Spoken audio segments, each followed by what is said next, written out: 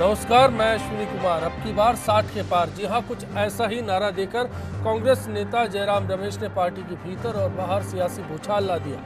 देश से लेकर प्रदेश तक सियासत में 60 साल से ज्यादा उम्र के कांग्रेस नेता क्या रिटायर होंगे? क्या राहुल गांधी और जयराम रमेश का मिशन यंगिस्तान कामयाब होगा? क्या जिन नेताओं को सलाहकार बनाने की बात कही जा रही है वो अपनी नई भूमिका को मंजूर करेंगे, या पार्टी के भीतर से ये बयान एक बार फिर सीनियर और युवा नेताओं के बीच किसी दीवार को खड़ा कर सकता है? आज सवाल कांग्रेस को फिर से सत्ता में लाए जाने के फॉर्मूले से जुड़ा है। क्या राहुल गांधी का ये फॉर्मूला कांग्रेस के पास नरेंद्र मोदी के विकल्प के तौर पर देखा और समझा जा सकता है? बातचीत हर पहलू पर होगी। खास मेहमान और आपके राय के साथ बिग फाइट लाइव में चर्चा जारी है।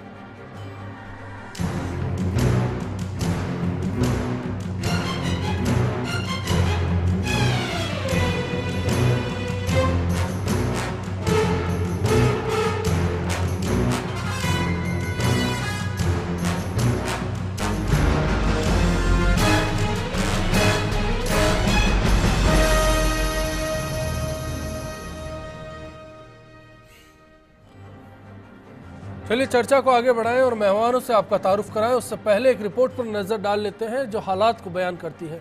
काफी कुछ ऐसा ख्याल है।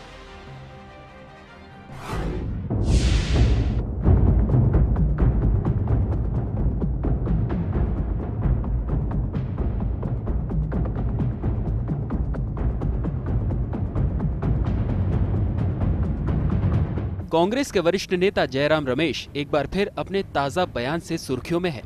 जयराम रमेश का कहना है कि राहुल गांधी अगले साल मार्च तक पार्टी अध्यक्ष की कमान संभालेंगे तो वह अपने साथ नई टीम लाएंगे, जो इस बात का इशारा है कि पार्टी के नए सिस्टम में 60 साल से ज्यादा की उम्र के नेता सिर्फ सलाहकार की भूमिका निभा सकते हैं।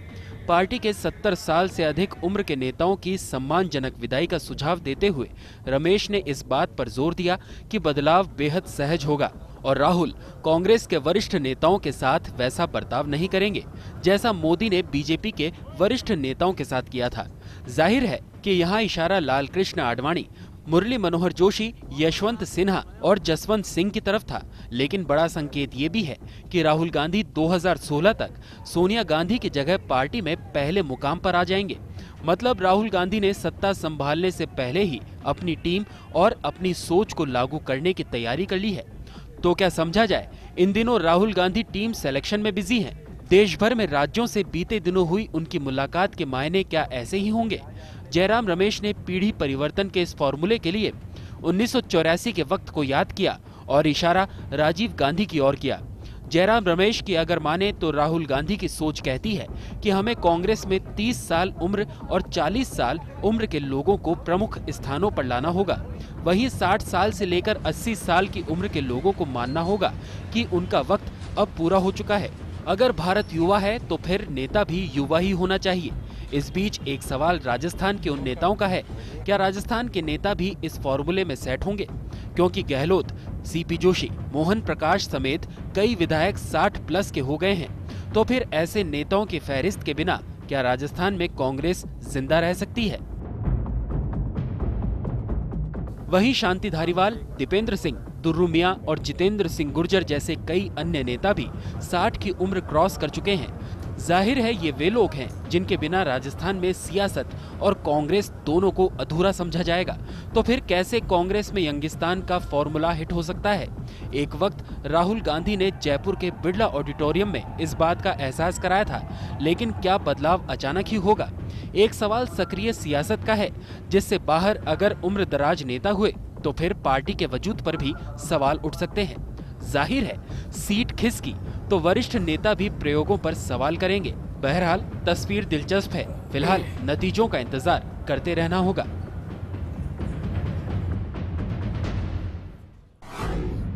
इस रिपोर्ट को देखने के बाद आज का सवाल, क्या कांग्रेस में 60 प्लस का फॉर्मूला कामयाब होगा, लागू हो पाएगा? यही हमारा सवाल है। आप अपनी राय हमारे वेबसाइट के साथ साथ फेसबुक और ट्विटर के जरिए हम तक पहुंचा सकते हैं। आज की बहस में शामिल मेहमानों से आपका तारुफ करा देते हैं। इस वक्त कांग्रेस से सुरेश चौधरी जी हमारे साथ हैं, कांग्रेस विश्लेषक चिंतक मनीष गोधा जी हमारे साथ हैं, वरिष्ठ पत्रकार ओम सैनी जी बातचीत में हमारे साथ हैं।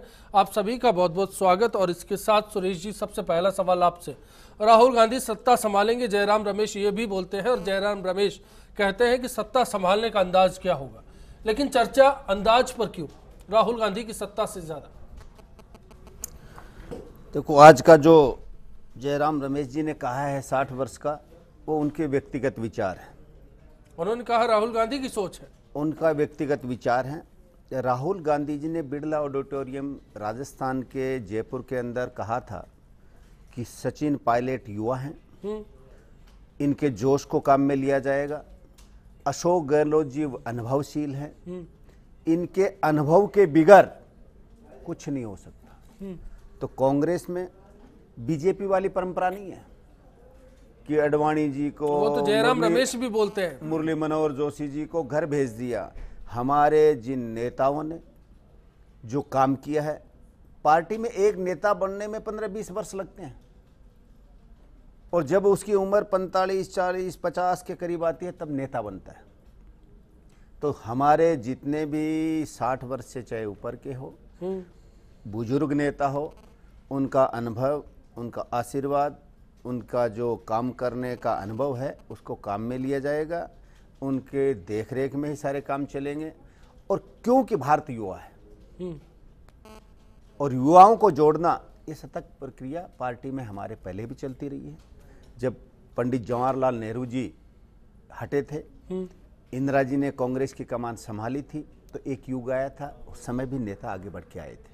सुरेश जी, मैं आपकी बात को जितना समझ पाया हूं, आप इस बात से एग्री हैं, राहुल गांधी कहते हैं इंडिया जवान है, कांग्रेस जवान होगी, आप भी मानते हैं। आप ये भी मानते हैं कि बीजेपी में जिस तरह से विदाई हुई उस तरह से कांग्रेस में नहीं की जा सकती, मतलब विदाई की चर्चा तो भीतर खाने में है। आपने इस बात को तो माना इशारों में?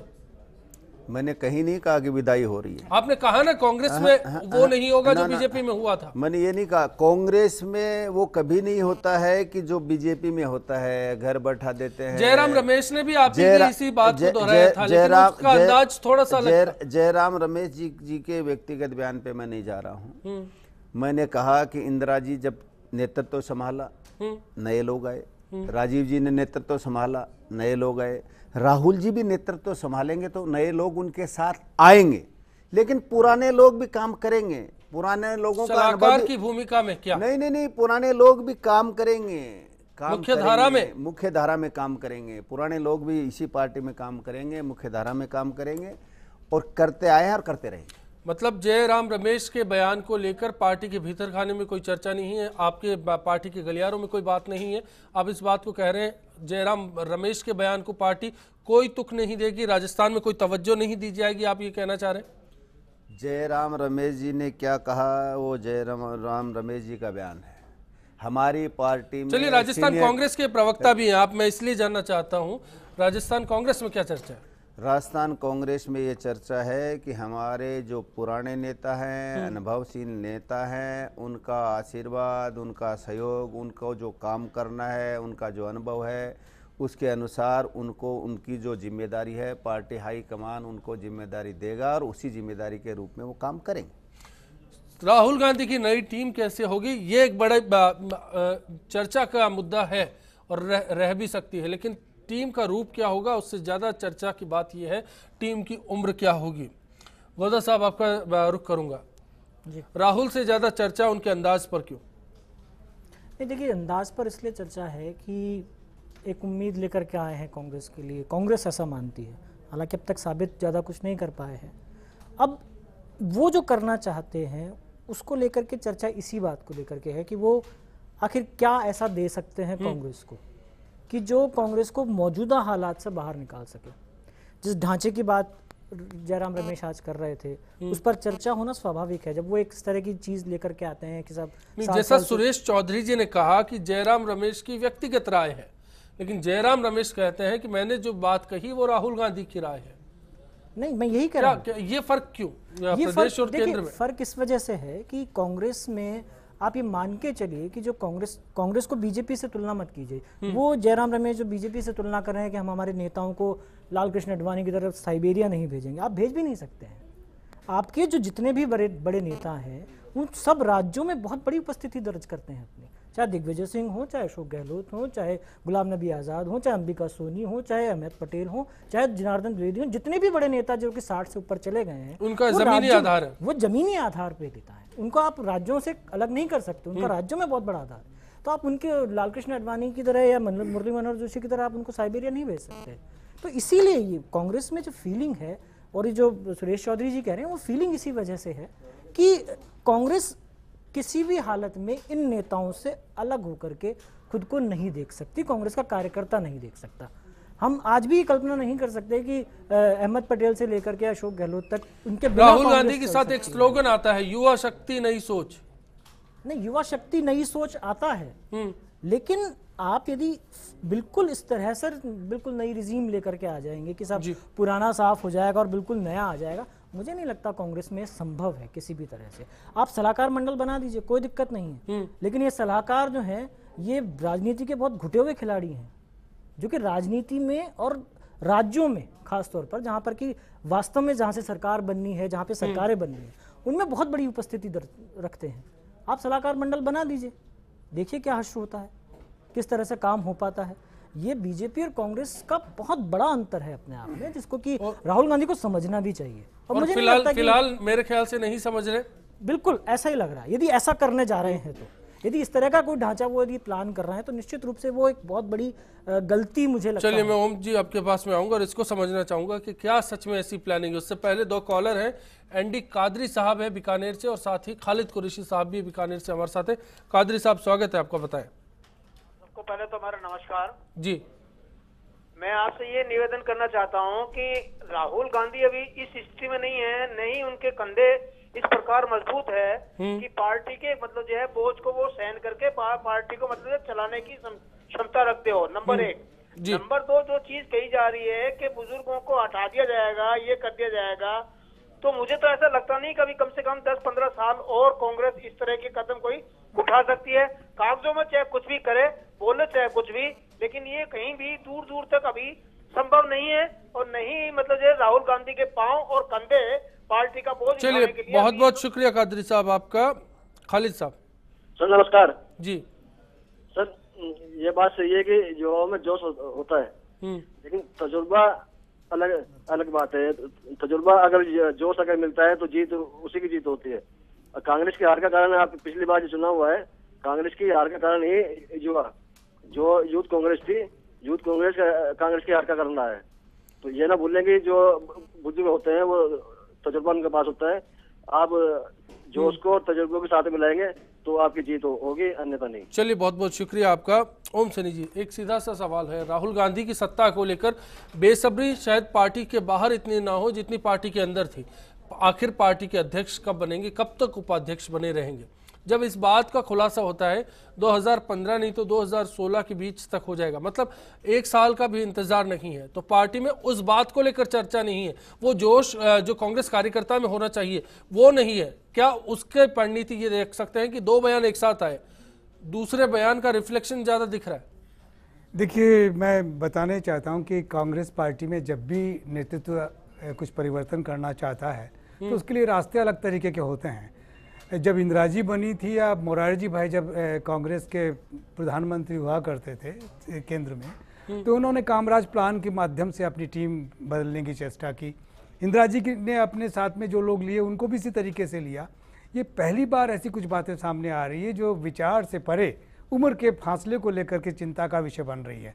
पहले दिग्विजय सिंह ये स्थापित करते रहे कि साहब राहुल गांधी आएंगे तो नया जोश आएगा, नया सब कुछ आएगा, वैसे ही अब ये जयराम रमेश बोल रहे हैं। मुझे लगता है कांग्रेस अपने मुद्दे से भटक रही है, अपने रास्ते से भटक रही है, और जो उसके बुनियाद रही है, यानी विचार उसका बुनियाद रहा है, जिसके लिए वो कमिटेड रही, जिसके लिए पूरे देश में पहचानी जाती है। अब ऐसा लग रहा है कि जो विचार गौण हो रहा है और जो विपक्ष आरोप लगाता है कि वंशवाद की राजनीति की ओर बढ़ रही है कांग्रेस, ये राहुल गांधी को बिठाने की जो बात है, बिल्कुल ऐसा लग रहा है कि जैसे उसको किसी भी तरीके से अपना नेता बनाया जाए। ऐसा कहीं नहीं लगता कि कांग्रेस के इतिहास से। सवाल इस बात का भी है, कांग्रेस या कुछ कांग्रेसी कौन चाहते हैं राहुल गांधी नेता बने? बस कुछ कांग्रेसी चाहते हैं और साथ हाँ, यही तो सवाल है। इम्पोज किया जा रहा है उनको कि इनको नेता बनाया जाए। इनके अलावा कांग्रेस में सब कुछ कोई नेतृत्व दे नहीं सकता। ये एक ऐसी बात है जो मुझे लगता है कि भारतीय राजनीति में बड़ी प्रचारित हो रही है।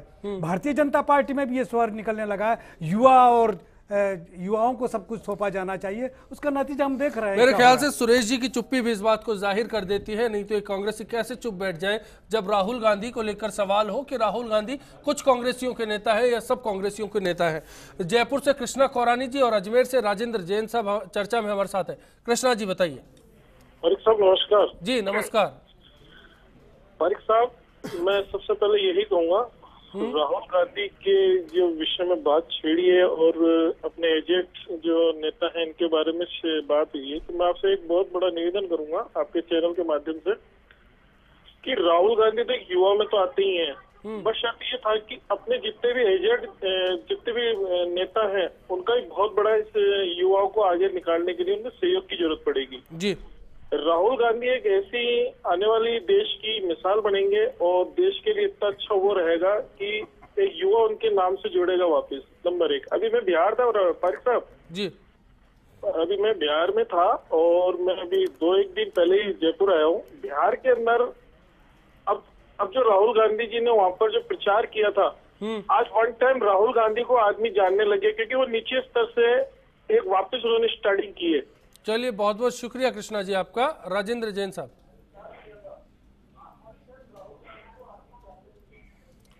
लगता है कॉलर डिस्कनेक्ट हो गए। एक ब्रेक का कॉल है, ब्रेक पर जा रहे हैं। ब्रेक के बाद तुरंत लौटेंगे। चर्चा का दौर जारी रहेगा। देखते रहिए big fight live. Rahul ji की अच्छी सोच है और उन्होंने ये सोच अपनाई है तो उस हिसाब से पार्टी में दमदारी आ सकती है। और युवा शक्ति तो अपने आप में एक शक्ति है। युवाओं को जोड़कर अगर पार्टी में ऐसे सदस्य लाए जाएं तो पार्टी बहुत ऊंचाइयों पर जाएगी। वर्तमान में कांग्रेस में 60 साल से ऊपर के जो नेता हैं उनके स्थान पर नए युवा लोगों को पार्टी में लाने की जो मुहिम राहुल गांधी या कांग्रेस कार्य समिति के द्वारा शुरू की गई, निश्चित रूप से आने वाले दिनों में बड़ी उपयोगी साबित होगी।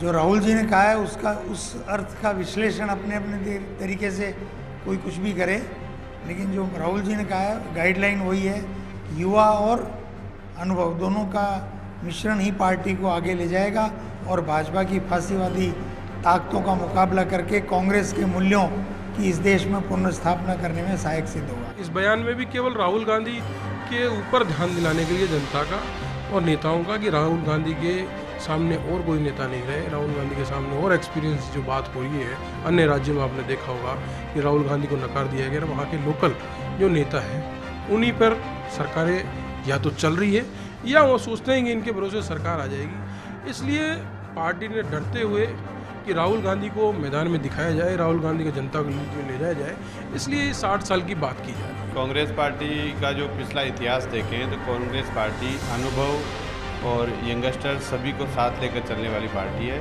और शुरू से ऐसा ही होता आया है कि जो हमारे वरिष्ठ कांग्रेसजन हैं, वरिष्ठ नेता हैं, उन सबको नौजवानों को साथ लेकर पहले से भी कांग्रेस पार्टी में चाहे राजीव गांधी जी का समय हो, चाहे सोनिया गांधी जी का समय हो, चाहे अब राहुल जी का टाइम हो, सभी लोगों को साथ लेकर सब इसमें खास तौर पर कोई आयु वर्ग की कोई बात नहीं है, सभी लोगों को अनुभव को सारे इसको साथ लेकर कांग्रेस पार्टी आगे चलेगी। चलिए, तमाम राय और ख्यालों के बीच में बीकानेर से जाकिर अली साहब हमारे साथ फोन लाइन पर हैं। बताइए जाकिर साहब। हमारे कहने का मतलब है कि हमारी सरकार मतलब हिंदुस्तान के अंदर पूरे के अंदर कानून है कि 60 या 65 साल के बाद में तो रिटायर होना ही है हमारे। तो ये राजनीतिक पूल है, एक तो मतलब मैं किसी के ऊपर इल्जाम या कहना नहीं चाहता कि एक तो हमारे जो 2 नंबर के काम वाले राजनेता है वो 2 नंबर के काम करके भी इलेक्शन लड़ते हैं, और हमारे मतलब रास्ताओं से बाहर कुछ ऐसे जो अनपढ़ है वो भी इलेक्शन लड़ते हैं। हमारे यहाँ 8वीं और 10वीं लगाई है, और जो 80 साल के, 65 साल के, 70 साल के, 75 साल में एज क्या क्या हो इसका आपको खुद को पता है कि उनको अब रिटायरमेंट हो रहा है। ऐसे ही तो युवाओं को मौका मिलेगा, चाहे नौकरी हो, चाहे राजनीति हो, चाहे मतलब किसी भी तरह का उदाहरण। चलिए, इसको आप एक मौके के तौर पर देखते हैं। बहुत बहुत शुक्रिया आपका इस बातचीत के लिए। ओम सैनी जी, क्या समझा जाए, इसको मौका समझा जाए या फिर मौका परस्ती के तौर पर देखा जाए? क्योंकि कुछ लोग अगर राहुल गांधी की इस बात को समर्थन करते हैं, सुरेश जी कहते हैं राहुल गांधी ने नहीं बोला, जयराम रमेश ने खुद ब खुद बोल दिया, तो क्या नहीं लगता कि पार्टी को इस बात का खंडन करना चाहिए? एक पार्टी की विचारधारा को लेकर सवाल खड़ा किया गया है। दुर्भाग्य ये है कि कांग्रेस पार्टी में अब विचार का कहीं स्थान नहीं है, न कांग्रेस संदेश के माध्यम से कुछ पढ़ाया लिखाया जाता है। इनको पता नहीं है कि इन किस अर्थनीति के लिए लोग कमिटेड थे, प्रतिबद्ध थे, क्या वादे इन्होंने देश के साथ में सन 52 से लेकर के और सन 90 से पहले तक किए हुए थे, उन सबको गौण करके जो नया डेवलपमेंट का जो मॉडल जिनको मनमोहन सिंह जी के साथ में आया, इन्होंने स्वीकार कर लिया। इनको पता ही नहीं है कि गरीब की स्थिति उसमें क्या रहेगी, समाजवादी और समतावादी समाज का हाल क्या रहेगा। उन सब चीज़ों को इन्होंने गौण कर दिया जिनको इन्होंने भारत के संविधान में प्रेमबल के रूप में श्रीमती गांधी के वक्त में जोड़ा था। तो ऐसी स्थिति में अब जो राहुल गांधी बोल रहे हैं, जो राहुल गांधी के प्रशस्ति गान में जुटे हुए हैं, उसके पीछे विचार विहीन लोगों का एक समूह है जो उसी तरीके से आगे बढ़ना चाहता है जिस तरीके से दूसरी पॉलिटिकल पार्टीज बढ़ रही हैं। यानी इनका विचार अब भारतीय जनता पार्टी में और कांग्रेस में कोई फर्क नजर नहीं आता। डेवलपमेंट का मॉडल वो का वो है जो कांग्रेस मनमोहन सिंह जी का था, वही भारतीय जनता पार्टी का, एनडीए का, यूपीए का एक ही है। ऐसी स्थिति में चाहे राहुल गांधी बैठे चाहे कोई और बैठे, लेकिन ये निश्चित रूप से हो गया कि वंशवाद का जो आरोप कांग्रेस पर लगता रहा है, पहली बार स्थापित होने जा रहा है कि राहुल गांधी के नाम पर एक ऐसे युवा को स्थापित करने की चेष्टा कर रहे हैं जिसके पास में न विचार है, न दिशा है, न कोई डायरेक्शन है, न कोई पार्टी को नया सोच उसने दिया है, न कुछ बताना चाहता है। ऐसे में सवाल भी खड़े होते हैं कि कैसा नेता, कैसी पार्टी और कैसी विचारधारा। राजेंद्र जैन अजमेर से फिर से जुड़े हैं, साथ ही घनश्याम जी दौसा से हमारे साथ है। राजेंद्र जी बताएं। राजेंद्र जैन साहब, क्या कहेंगे आप? सबको नमस्कार साहब। जी नमस्कार। मैं कहना चाहता हूँ जयराम रमेश जी ने जो बोला है वो उनकी व्यक्तिगत राय और कांग्रेस की राय भी हो सकती है। 60 साल के ऊपर वाले जो मुख्य सलाहकार की भूमिका अच्छी निभा सकते हैं, उनका अनुभव का फायदा लिया जा सकता है। चलिए, बहुत बहुत शुक्रिया आपका। घनश्याम जी। हाँ जी नमस्कार। नमस्कार। मैं तो ये कहना चाहता हूँ कि कांग्रेस भी जैसे बीजेपी वाले जैसे जिस आधार से चल रहे हैं कि अभी रमेश जी ने कहा कि नए युवाओं को जोड़ा जाएगा, जैसे इनको राहुल गांधी को अध्यक्ष बनाया जाएगा। ये है इनका मकसद, ये है कि राहुल गांधी को अध्यक्ष बनाकर और ये बूढ़े बूढ़े जितने भी हैं इनको सलाहकार, पहले सलाहकार ये नहीं थे क्या, ये पहले भी यही सलाहकार थे, अब इनको दूर कर दिया। मतलब ये सलाहकारों को दूर बैठे रहो, जैसे ये बताएंगे जैसे राहुल गांधी जी करेंगे, इच्छा हो जाए। चलिए, बहुत बहुत शुक्रिया आपका। सुरेश जी, क्या समझूं, राहुल गांधी में सोच नहीं है? राहुल गांधी युवाओं के नेता है या फिर राहुल गांधी पार्टी के नेता है? देखो अश्विनी जी, मैं बताना चाहूंगा, मैं ओम जी की बात से सहमत नहीं हूं। सोनिया गांधी हमारी अध्यक्ष हैं, हमारी पार्टी के नेता हैं। राहुल जी हमारे महामंत्री के रूप में काम किया, अब उपाध्यक्ष के रूप में काम कर रहे हैं, और वो देश के आखिरी व्यक्ति तक जा रहे हैं, देश को समझ रहे हैं, देश की भौगोलिक स्थिति को समझ रहे हैं।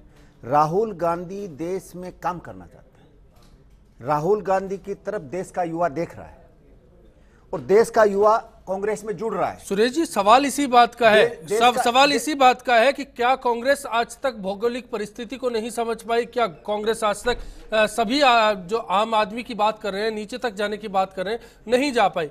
कांग्रेस अगर भौगोलिक परिस्थिति को समझी तो फिर राहुल गांधी को अलग से समझने की क्या जरूरत है? राहुल गांधी और कांग्रेस के अलग हो गए हैं। नहीं, राहुल गांधी पूरे देश में जा रहे हैं, युवाओं से, वृद्ध सवाल से, उसी समस्त बात का है। कांग्रेस उससे जनों पहले से मिल ऐसा रहे नहीं हैं। देखा।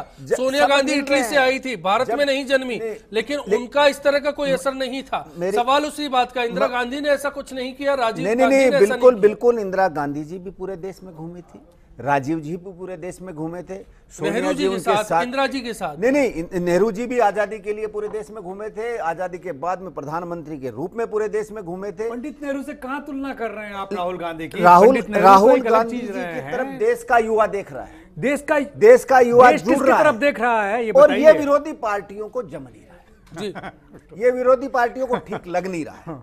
राहुल जी उस आखिरी व्यक्ति से मिल रहे हैं, इसीलिए यंगिस्तान का फॉर्मूला है, उसकी समस्या को सुन रहे हैं। कांग्रेस पार्टी के अंदर हमेशा बुजुर्ग की, अनुभव की कदर हुई है, होती रहेगी। चलिए मनीष जी, आपकी राय बताएं, फिर मैं ओम जी आपके पास ही में लौटूंगा। क्या सुरेश जी की बातों से आपको नहीं लगता कि राहुल गांधी को एक्स्ट्रा एफर्ट्स करने पड़े हैं, जो आज तक इतिहास में अगर गांधी परिवार के किसी सदस्य की बात की जाए, यहां तक कि सोनिया गांधी को लेकर भी, वो नहीं करने पड़ रहे हैं? इसलिए ऐसा लगता है कि राहुल गांधी को अलग से खुद को स्थापित करने की जरूरत है कांग्रेस में, और उसके लिए बेहतर विकल्प तब हो सकता है जब अनुभव उनको आधार नहीं बना रहा तो खुद चुन लिया कि युवा आधार बन जाए। नहीं, निश्चित रूप से उनको बहुत एक्स्ट्रा एफर्ट करना पड़ रहा है, और उसके पीछे सबसे बड़ा कारण ये है कि राहुल गांधी अब तक रिलक्टेंट रहे हैं पूरी तरह से। आपने यदि उनका जयपुर में जब उनका भाषण हुआ था उसको यदि सुना हो, जहर पीना पड़ा, जहर की जब सत्ता के लिए जहर भी पीना पड़े तो जो फेमस उनका स्लोगन बना बाद में, रिलक्टेंट है, अभी भी रिलक्टेंट है। अभी भी आप उनसे यदि बात करते तो राजनीति से जुड़ना नहीं चाहते, बहुत रिलक्टेंट लगते हैं, कहीं ना कहीं जुड़ना नहीं चाहते। ऐसा लगता है कहीं ना कहीं कि बहुत ज़बरदस्ती में या तो उनको इम्पोज किया जा रहा है या फिर उन पर कोई दबाव है कि आप राजनीति में आए। गांधी परिवार के अलावा कांग्रेस कहीं कुछ और देख नहीं सकती, इस वजह से उनको एक्स्ट्रा एफर्ट इसी वजह से करना पड़ रहा है कि यदि उन्हें स्थापित होना है तो इस देश को समझने की ज़रूरत बहुत ज़बरदस्त है, इसमें कोई शक नहीं। राजीव गांधी जब आए थे तो उन पर भी अचानक भार पड़ा था, और फिर बाद में उन्होंने खुद को देश से जोड़ा था, और वो बहुत आसानी से जुड़ भी गए थे क्योंकि उस समय की परिस्थितियां कुछ अलग थी। आज की परिस्थितियां कुछ अलग है। राहुल गांधी को आज के दौर में यदि स्थापित होना है तो नेचुरली उनको देश के साथ जुड़ना पड़ेगा, जाना पड़ेगा। राजीव गांधी से खुद युवा जुड़ा, पूंजीवाद के दौर की बात की जा रही थी, आधुनिकता को अपनाया गया, कंप्यूटर वो लेकर आए और युवा उनसे खुद ब खुद जुड़ता गया, लेकिन वो सोच यहाँ नहीं। वो आज का समय अलग है, आज का युवा पहले से बहुत जागरूक है, उसको ये सब बताने की जरूरत नहीं है। आज के युवा के पास सूचना के स्रोत बहुत ज्यादा हैं, उसको ये सब बताने की जरूरत है। तो इसलिए राहुल गांधी को अब कुछ ना कुछ ऐसा अलग करके अपने को स्थापित करने की जरूरत, इसीलिए वो कभी कलावती के घर जाके रुकते हैं, कभी कोई दूसरा इस तरह का कुछ काम करते हैं, ताकि वो बता सके कि हाँ मैं कांग्रेस की राजनीति करना चाहता हूँ, इस देश की राजनीति करना चाहता हूँ और इस देश को समझना चाहता हूँ जी। दूसरी चीज़ जो जिस तरह की बात कही जा रही है कि जो 60 साल से ऊपर के लोग बाहर जाएंगे, और जो युवाओं की, आप ये देखिए कि जिस टीम की बात की जा रही है वो भी ज्यादातर ऐसे लोग हैं जो उनकी जो कोर टीम के लोग माने जाते हैं, चाहे जतिन प्रसाद हो, चाहे ज्योतिरादित्य सिंधिया हो, वो सब उसी डायनेस्टी रूल के हैं एक तरह से देखा जाए तो। जिस तरह से राहुल गांधी आए हैं उसी तरह से ज्योतिरादित्य सिंधिया आए, उसी तरह से जतिन प्रसाद आ रहे हैं, उसी तरह से सचिन पायलट भी उसी तरह से सचिन पायलट आ रहे। तो उनकी जो कोर टीम है वो जो उनको अध्यक्ष बनाना चाहती है वो भी लगभग ऐसे ही लोगों की है। ओम जी मैं बिल्कुल लौटूंगा मनीष जी। क्या इसको इस नजरिए से भी समझा जा सकता है, जिन नामों का जिक्र मनीष जी ने किया, सचिन हो, जतिन प्रसाद हो, या फिर तमाम लोगों की बात हो, ज्योतिराव सिंधिया भी हो, ये तमाम लोग भी आज उस मजबूती के साथ अपने प्रदेशों में नहीं जम पाए जिस मजबूती के साथ इनके पिता थे एक दौर में। देखिए पूरी की पूरी टीम स्ट्रगल कर रही है। देखिए इनके पिताओं ने जिस तरीके से अपने आप को कांग्रेस में प्रतिबद्ध किया था, काम किया था, उसी की एवज में इनको ऐसा लगता है जैसे कि इनको उत्तराधिकार मिला है। ये जो मैं कह रहा हूँ बार बार कि वंशवाद का जो आरोप लग रहा है वो पहली बार स्थापित हो रहा है, इससे पहले नहीं हुआ। राजीव गांधी जब आए तो वंशवाद की बात नहीं थी, सिचुएशन ऐसी बनी हुई थी कि कांग्रेस में राजीव के अतिरिक्त कोई विकल्प नहीं था, दूसरे लोगों के साथ में बड़ा विवाद था। ऐसी स्थिति में सहज रूप से सिंपैथी के साथ में श्रीमती गांधी की मृत्यु के बाद में सहज रूप से जिसको स्वीकार किया जा सकता था वो राजीव गांधी थे, और उन्होंने आकर के, लेकिन जिस रणनीति को अपनाया और देश को आगे बढ़ाने के लिए जो कांग्रेस के अपने वादे थे उन्हीं को लेकर के वो चले, और उसके साथ में जो टीम बनाई उस टीम से किसी को ऐतराज भी नहीं था। जो लोग ऐतराज कर रहे थे वो इतना साहस नहीं जुटा पाए कि राजीव गांधी की उस पॉपुलैरिटी के सामने, उस सिंपैथी के सामने कोई बोल पाता। ऐसी स्थिति में राजीव गांधी स्थापित हो गए। लेकिन राहुल गांधी के साथ में ऐसा नहीं है। राहुल गांधी के साथ में कोई सिंपैथी नहीं है। सिर्फ सोनिया गांधी का जो सेक्रीफाइस है, सोनिया गांधी की जो स्थिति रही है कांग्रेस के अंदर, उन्होंने जिस तरीके से कांग्रेस को पुनः उठाया था, वही उसका लाभ राहुल गांधी को मिल रहा है। लेकिन राहुल गांधी में ऐसा कुछ नजर नहीं आता। उसको स्थापित करने की चेष्टा कहीं दिग्विजय सिंह करते हैं, कहीं जयराम रमेश करते हैं, और नतीजा ये हो रहा है कि भारत की राजनीति में युवाओं को स्थापित करने के नाम पर जिस तरीके से नौ सिखियों को लाया जा रहा है, और नौ सिखियों के पास में अपना कोई विचार नहीं है, वो सारा जो पुराना है उसी को ढोते जा रहे हैं उसके पास। तो इससे स्थापित ये होता है कि विचार ही महत्वपूर्ण है, विचारधारा ही महत्वपूर्ण है। उसको इम्प्लीमेंट चाहे बुजुर्ग करे चाहे युवा करे, देश उसके साथ। और फिलहाल इस बारे में कोई स्पष्ट सोच नजर नहीं आती। प्रहलाद जसवाल हैं जयपुर से, उनसे बात करेंगे, फिर ब्रेक पर लौटेंगे। प्रहलाद जी। नमस्कार अशोक कुमार जी। जी नमस्कार, बताएं सर। अशोक कुमार जी, हरदेव जोशी साहब सीएम साहब थे। हेलो जी, सुन पा रहे हैं आपको, बताएं। हाँ, हरदेव जोशी जी सीएम साहब थे। उनके श्रीमुख से भी ये सुना जाता था कि जो आखिरी 100 रुपए बैठा हुआ है जी, उसके लिए हम काम करेंगे। और वो शब्द आज सुरेश जी चौधरी साहब के मुंह से भी सुनने को मिला जी। तो ये क्या, ये आखिरी 100 रुपए के लिए खाली मजाक है या काम कभी किया गया है या किया जाएगा?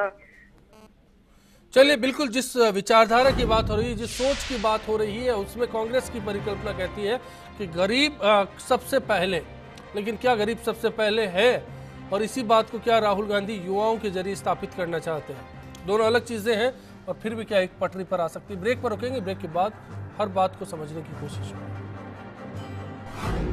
कांग्रेस का कोई भी बुजुर्ग नेता सलाहकार नहीं बनेगा। जिस आदमी को सत्ता सुख भोगने का आदत पड़ गई है, वो सत्ता की कुर्सी से दूर जाना ही नहीं चाहता। 60+ का जो फार्मूला है, अगर सही ढंग से इसकी क्रियान्विति होती है तो ये टक्कर लेने में सक्षम है।